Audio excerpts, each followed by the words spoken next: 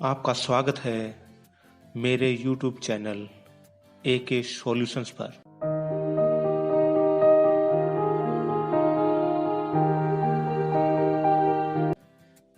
आज हम कक्षा 10वीं विषय हिंदी ए के पाठ संख्या 2 के बारे में पढ़ेंगे। पाठ का नाम है राम लक्ष्मण परशुराम संवाद। यह रामचरितमानस जो कि तुलसीदास द्वारा रचित काव्य है उससे लिया गया है। इस पाठ को पढ़ने से पूर्व पहले हम इसकी पृष्ठभूमि के बारे में जानने का प्रयास करेंगे।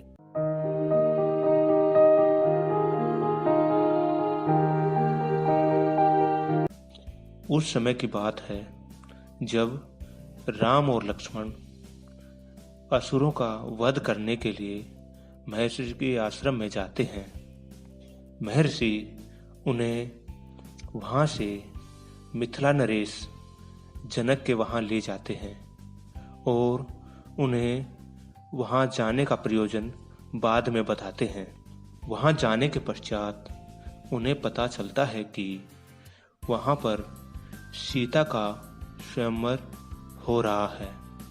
इस स्वयंवर में एक शर्त रखी गई थी कि जो राजा या राजकुमार शिव के धनुष में प्रत्यंचा चढ़ा देगा उसके साथ राजकुमारी सीता का विवाह किया जाएगा।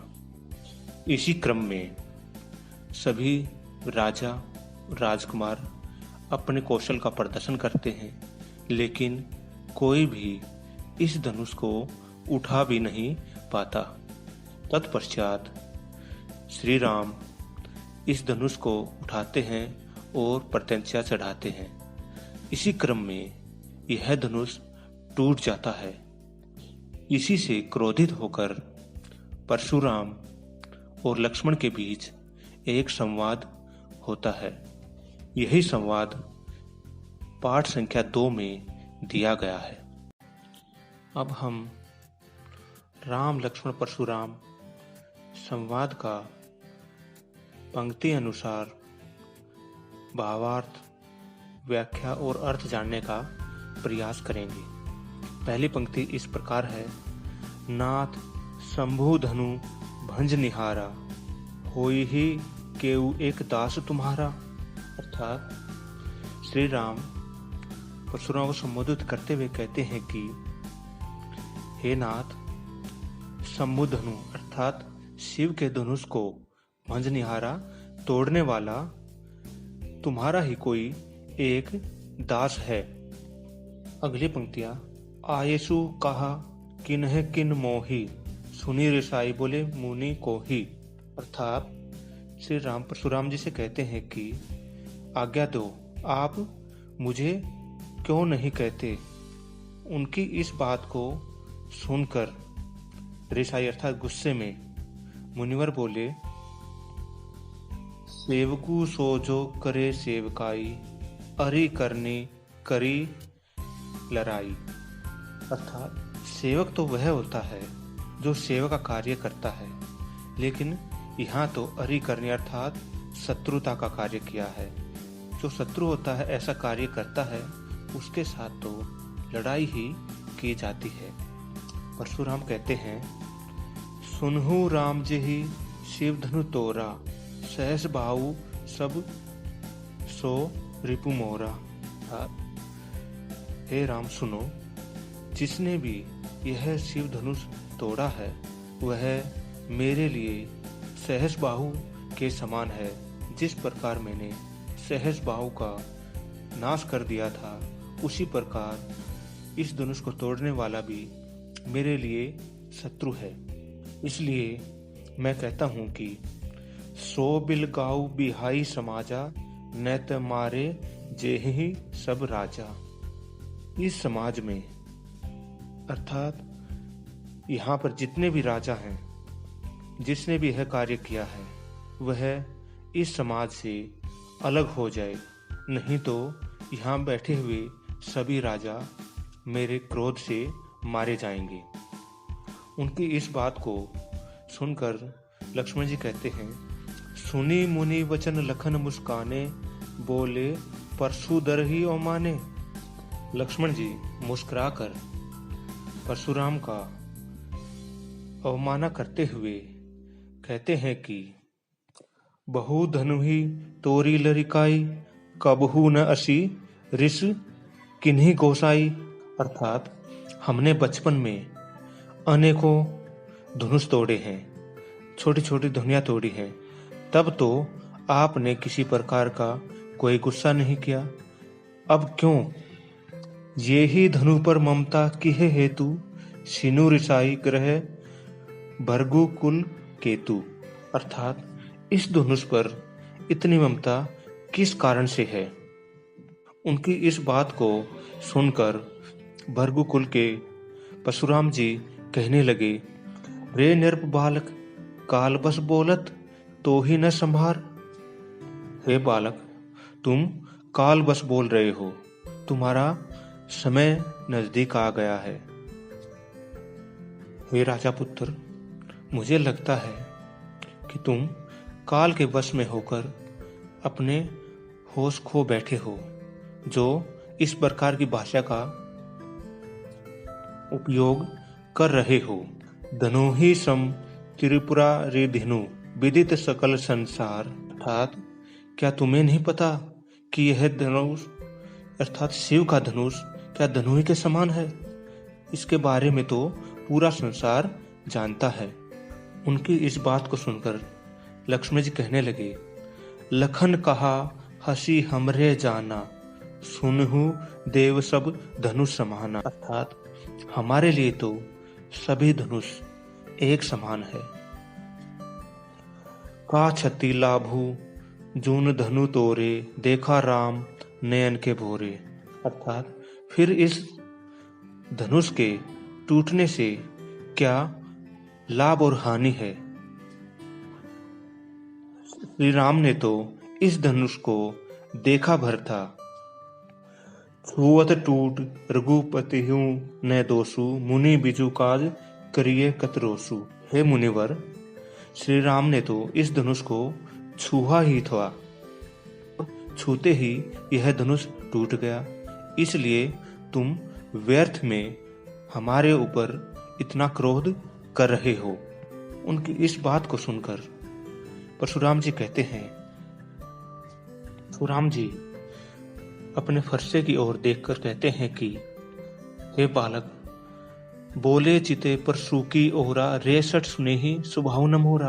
अर्थात हे बालक, तुम्हें मेरे स्वभाव का नहीं पता है। बालकू बोली बंधो नहीं तो ही, केवल मुनि जड़ जाने ही मोही। मैं तुम्हारा बालकपन देखकर या तुम्हें बच्चा समझकर तुम्हें छोड़ रहा हूं। निरा मुनिवर जानते हो, निरा साधु जानते हो। बाल ब्रह्मचारी अति कोही, विशो विदित क्षत्रिय कुल द्रोही। मैं बाल ब्रह्मचारी और अत्यंत क्रोधी हूं। यह पूरा संसार जानता है कि मैंने क्षत्रिय वंशों का कई बार संहार किया है। भुज बल भूमि भूप बिनु किन्हीं, विपुल बार मही देव नह दीन्हि। और अपने इस भुजाओं के बल से ही मैंने भूमि अर्थात पृथ्वी को, भूप अर्थात राजा, बिनु किन्हीं राजा रहित कर दिया है, और उसे अनेकों बार मही देव नह अर्थात ब्राह्मणों को दान में दे दिया है। सहस्त्र बाहु भुज छेद निहारा, परशु बिलोकु महिब कुमारा। अर्थात हे राजकुमार महिब कुमार, मैंने अपने इस फरसे से सहस्त्र बाहु की भुजाओं को काटा था। मातु पितहि जनी सोच बस करसी, महिष किशोर। अर्थात हे राजकुमार, तू अपने माता पिता को सोच में न डाल। तुम्हें नहीं पता कि मैंने गर्बन के अर्बक दलन परशु मोर अति घोर। अर्थात मेरा यह परशु अर्थात फरसा गर्भ में पलने वाले बच्चों का कर देता है, इसलिए तू इस फरसे को देख। परशुराम की इन्हीं बातों को सुनकर लक्ष्मण जी कहते हैं कि बेहसी लखनु बोले मृदुबानी अहो मुनिसु महाबटमानी। अर्थात लक्ष्मण जी मृदुबानु में बोलते हैं, हे मुनिवर, क्या आप अपने को बहुत बड़ा महान योद्धा समझते हो? पुनि पुनि मोहि दिखाऊ कुठारू चहत उड़ावन फूंकी पहाड़ू। लक्ष्मण जी अपनी मृदुवाणी में बोलते हैं कि तुम मुझे बार बार अपना कुल्हाड़ी अर्थात फरसा दिखाकर क्या फूंक से पहाड़ उड़ाना चाहते हो?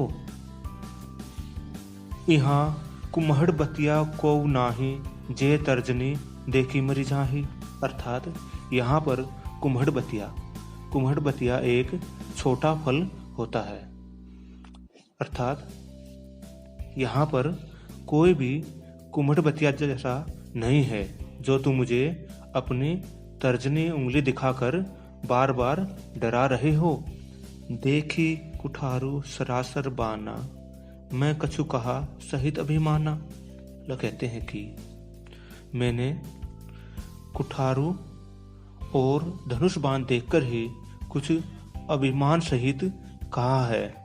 भरगु सुत समुझी जनेऊ बिलो की जो कछु कहू सहो शिष रोकी।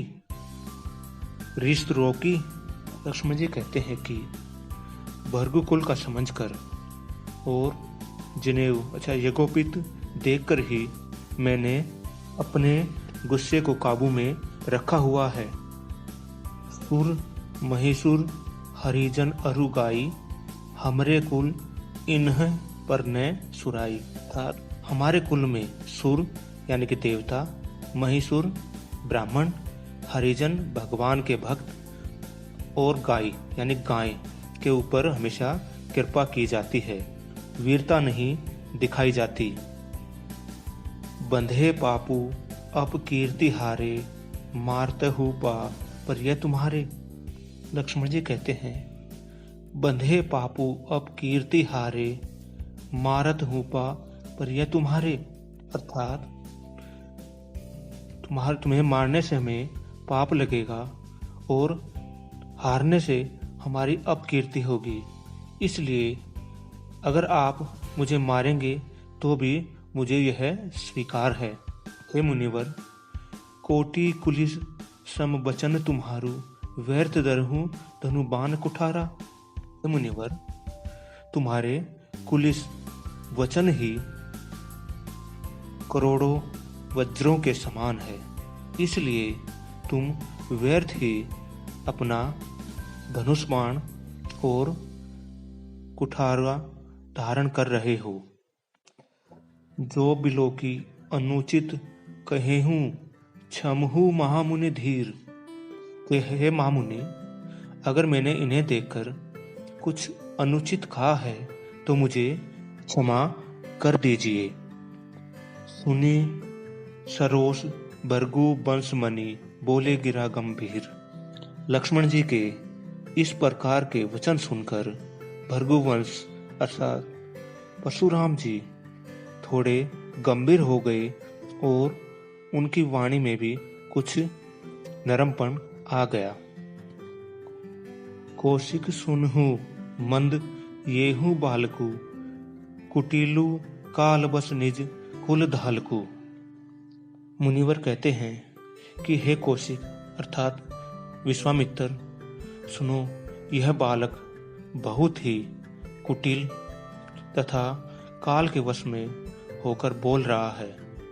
मानु वंश राकेश कलंकु निपट निर्कुशु अबुधु असंकु। अर्थात यह बालक सूर्य वंश के कुल पर एक कलंक के समान है। यह उदंड निडर निरंकुश बालक है। काल कवलु होई ही छन माही कहो पुकारी खोरी मोहि नाही। अर्थात यह बालक काल का ग्रस्त हो जाएगा। मैं इसे क्षण भर में काल का ग्रास बना दूंगा। सभी को यह पुकार पुकार के कहता हूं कि बाद में मुझे खोरी अर्थात दोष मत देना। तुम्हें हटकहु जो चहहूं उबारा, कहीं प्रतापू बलू रोसू हमारा। अर्थात मैं सभी से कहता हूं कि तुम ही इसे हमारा प्रताप बल के बारे में बताकर इसे बचा लो, नहीं तो मैं इन्हें पल भर में समाप्त कर दूंगा।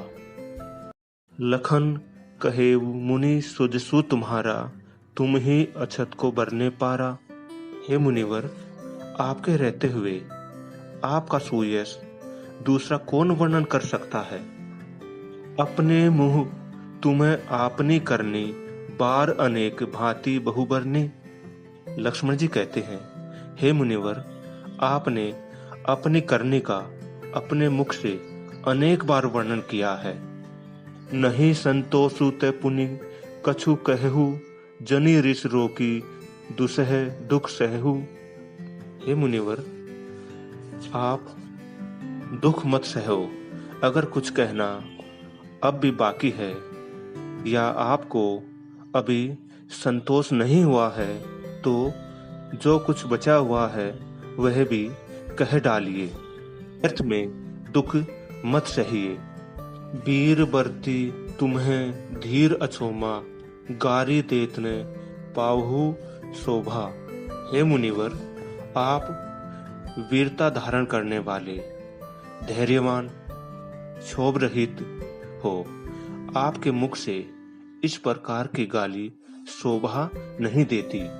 सूर समर करनी करही, कही न जनावही आपू।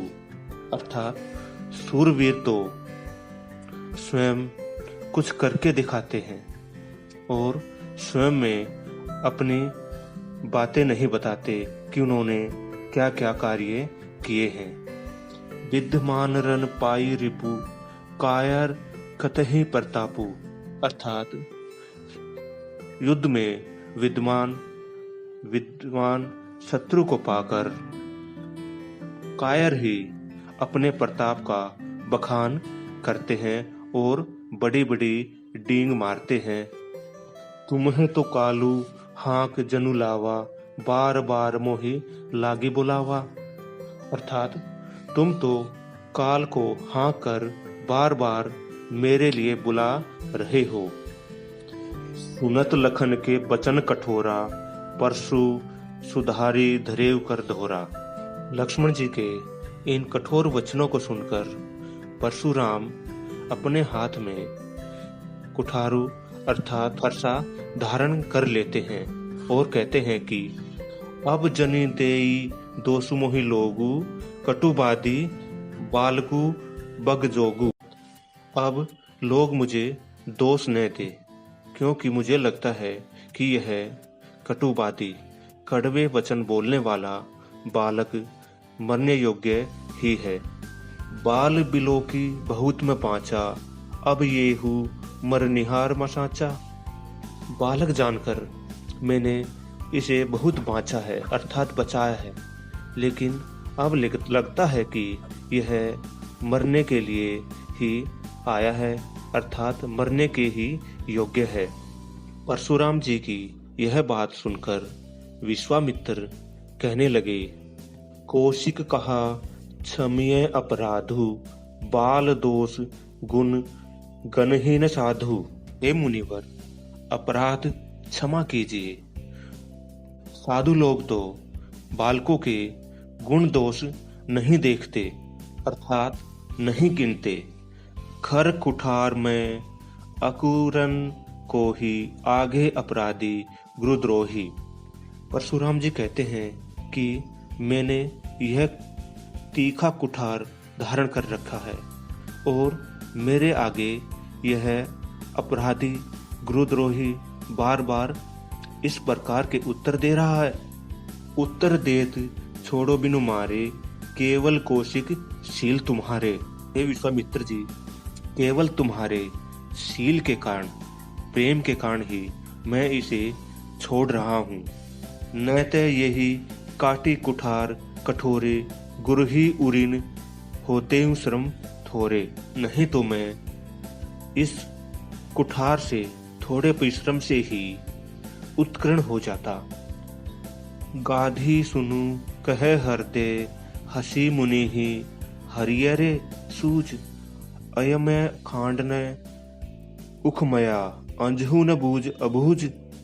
परशुराम की इस बात को सुनकर विश्वामित्र मन ही मन हंसने लग जाते हैं और मन ही मन कहते हैं कि यह मुनिवर सभी जगह हरा ही हरा, अर्थात सभी को एक समान समझ रहे हैं, लेकिन वो नहीं जानते कि श्री राम साधारण मनुष्य नहीं है।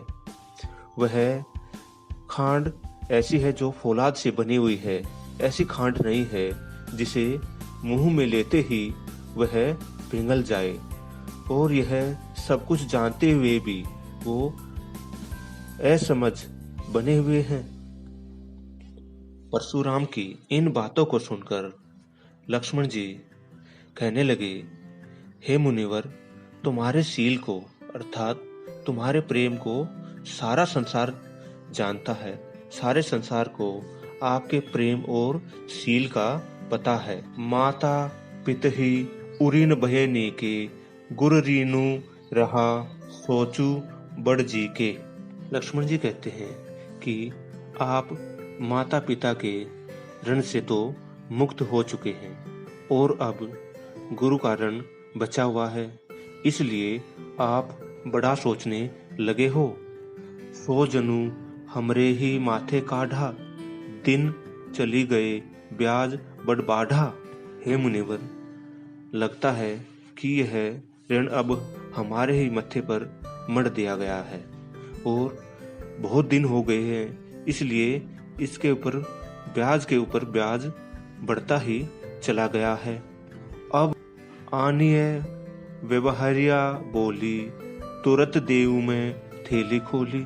लक्ष्मण जी कहने लगे, अब किसी व्यवहारिया अर्थात किसी हिसाब किताब वाले को बुला लाइए। जो भी आपका ब्याज बनता है, जो भी आपका ऋण बनता है, उसे मैं थैली खोलकर तुरंत देने के लिए तैयार हूँ। लक्ष्मण जी के ये वचन सुनकर परशुराम जी कहने लगे, सुनी कटु बचन कुठार सुधारा, हाय हाय सब सभा पुकारा। अर्थात लक्ष्मण जी के वचन सुनकर परशुराम ने कुठार को धारण कर लिया। यह सब देखकर भरी सुबह में सब हाय हाय पुकारने लग गए। लक्ष्मण जी कहने लगे, हे भृगुश्रेष्ठ, आप मुझे फरसा दिखा रहे हो और मैं आपको ब्राह्मण समझकर छोड़ रहा हूँ, नहीं तो आप राजाओं के द्रोही हो। मिले न कबहू सुमटनन गाढ़े, द्विज देवता दरही के बाढ़े। हे मुनिवर, मुझे लगता है कि आपको कभी वीरों से सामना करने का मौका नहीं मिला है और मुझे लगता है कि आप अपने घर ही अर्थात घर में ही बड़े हो। लक्ष्मण जी की यह बात सुनकर सभा में बैठे हुए सभी लोग, सभी जन पुकारने लगे कि यह अनुचित है। अनुचित कही सबु लोग पुकारे, रघुपति सैन ही लखनऊ नेवारे। अर्थात सभी लोग अनुचित कहकर पुकारने लगे। यह बात सुनकर राम ने लक्ष्मण जी को इशारों में ही चुप रहने के लिए, शांत रहने के लिए संकेत किया। लखन उत्तर आहुति सरिस बरगु बर कोपु, कृषानु बढ़त देखी जल सम बचन बोले, रघुकुल भानु। लक्ष्मण जी द्वारा दिए गए उत्तर आहत करने वाले थे, जो भृगुकुल परशुराम जी को आहत और क्रोधित कर रहे थे। यह सब कुछ बढ़ता हुआ देखकर श्री राम ने जल के समान शांत करने वाले मधुर वचन बोलकर इस क्रोध को शांत करने का प्रयास किया।